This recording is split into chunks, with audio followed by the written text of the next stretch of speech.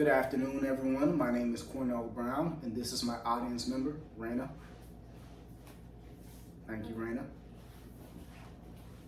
Today, I will be giving you a persuasive speech on the Environmental Defense Fund.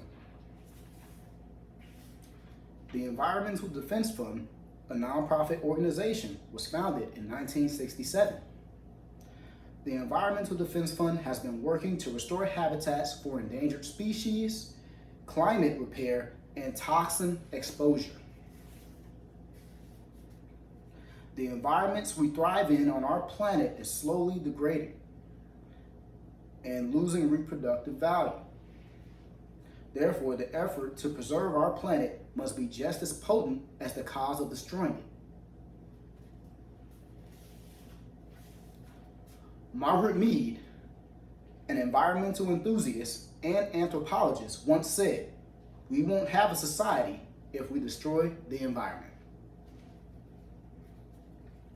The Environmental Defense Fund aids in the repair of the natural environment with our help. There are three main critical entities that should entice us all to donate to the cause.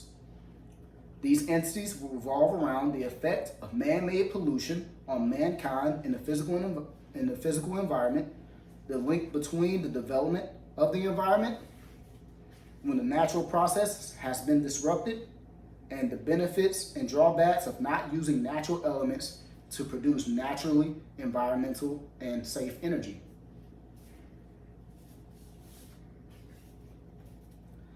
Man-made pollution can affect the physical environment in a multitude of ways.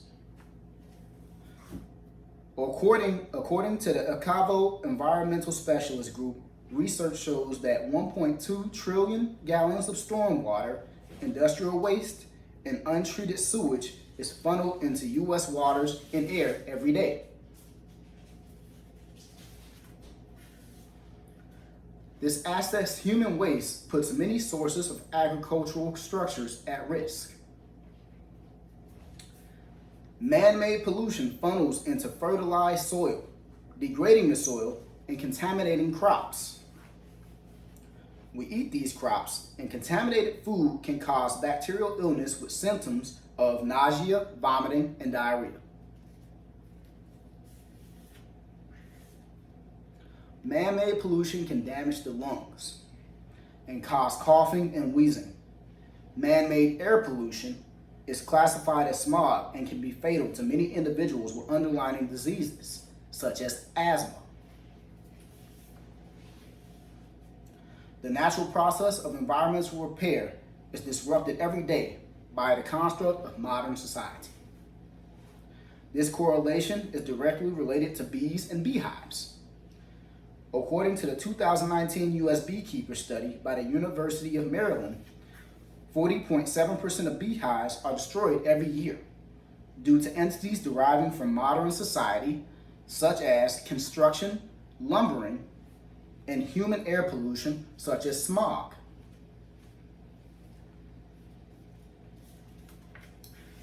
Bees repair the natural environment through pollination. Bees carry pollen within different environments and then fertilize the crops around the environment without human interaction. The Environmental Defense Fund gives beehives and habitat adaptation lessons to normal citizens. The lessons give specific details on how to purify air and the soil to prep beforehand and how to safely build a healthy beehive for bees. The Environmental Defense Fund also provides non-toxic chemical utilities to eliminate herbicides, pesticides, and harmful fertilizers that may harm bees or intoxicate bees in a certain manner. Natural elements to produce environmentally safe energy is just as important, and the Environmental Defense Fund also provides engineers to construct such objects. So we use natural energy in a way of wind turbines, water turbines, and solar turbines. And when the Environmental Defense Fund, sends engineers out to construct such devices, we clean the air of carbon, and which may cause disease or smog or underlying diseases for humans.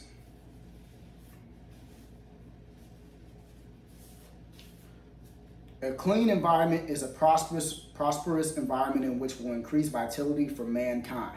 It is our responsibility to keep our planet safe, our resources preserved, and our animals safe as well. We must all do our part when it comes to repairing the natural environment if we want to remain in peace on our planet. Protecting our sources and creatures who live on this planet is our responsibility. There's no future except for the one that we can make. A little time or charity towards our cause is worth the defense of our environment.